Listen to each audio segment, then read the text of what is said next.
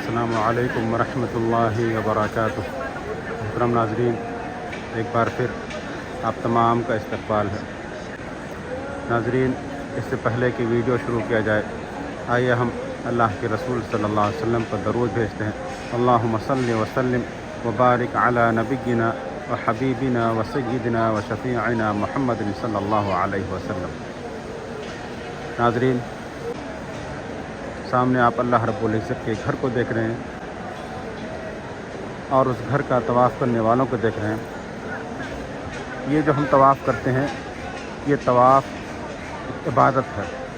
اللہ کے رسول صلی اللہ علیہ وسلم نے ہمیں ایسا بتلایا ہے، ایسا سکھایا ہے، اور اسی طرح سے ہم طواف کر رہے ہیں۔ اور اسی وجہ سے اللہ کے رسول صلی اللہ علیہ وسلم نے طواف اور نماز کے بارے میں فرمایا کہ دونوں عبادت ہی ہے۔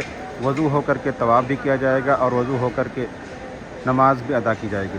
بس فرق کیا ہے کہ آپ اگر طواف کر رہے ہیں تو آپ اس میں بات کر سکتے ہیں، بول سکتے ہیں، چلتے ہیں، لیکن نماز میں آپ بات نہیں کر سکتے ہیں۔ آپ جہاں پہ کھڑے ہیں وہیں پہ کھڑے ہو کر کے آپ نماز ادا کریں گے۔ ہوتا کیا ہے، جو لوگ یہاں پہ طواف کر رہے ہیں تو ان میں سے بعض لوگ ایسے ہیں جو طواف کے دوران دعا پڑھنے کے بجائے ویڈیو کالنگ میں لگے رہتے ہیں اور اپنے گھر والوں کے پاس ویڈیو کالنگ کرتے ہیں اور پھر وہ اسی میں پورا چکر گزر جاتا ہے۔ ہر کسی کی خواہش ہوتی ہے وہ اللہ رب العزت کے گھر کو دیکھے، اللہ رب العزت کے گھر کا دیدار کرے، طواف کرے، عمرہ کرے اور حج کی سعادت حاصل کرے۔ لیکن پریشانی یہ ہے کہ اگر آپ طواف کر رہے ہیں تو پھر آپ طواف میں دعائیں پڑھیں اور ایسا نہ کریں کہ آپ کا مکمل طواف صرف ویڈیو کالنگ میں لگ جائے اور آپ اپنے گھر والوں سے باتیں کرتے رہیں اور آپ کو دعا پڑھنے کی توفیق نہ ملے۔ اس طرح سے بچنا چاہیے اور ہمیشہ یہ کوشش رہنی چاہیے کہ یہ جو ہم طواف ادا کرتے ہیں یہ زندگی کی ایک بہت بڑی نعمت ہے۔ کیا پتہ ہمیں دوبارہ یہ موقع ملے یا نہ ملے، ہمیں نہیں معلوم۔ تو اس کو غنیمت سمجھنا چاہیے۔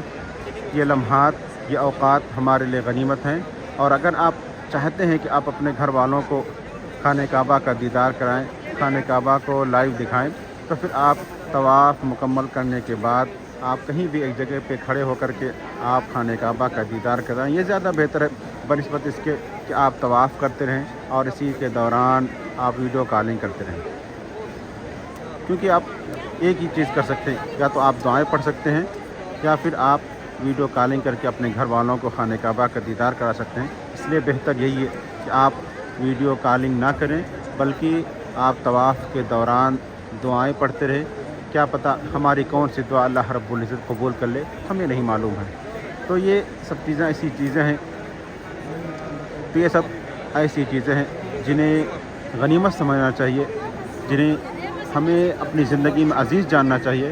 اللہ رب العزت سے دعا ہے کہ اللہ رب العزت ہمیں نیک کام کرنے کی توفیق عطا فرمائے۔ اللہ رب العزت ہمیں سے جو پریشان حال ہیں، اللہ رب العزت ان کی پریشانی کو دور فرما۔ اللہ رب العزت ہر ایک کو اپنے گھر کے دیدار کا شرف بخش۔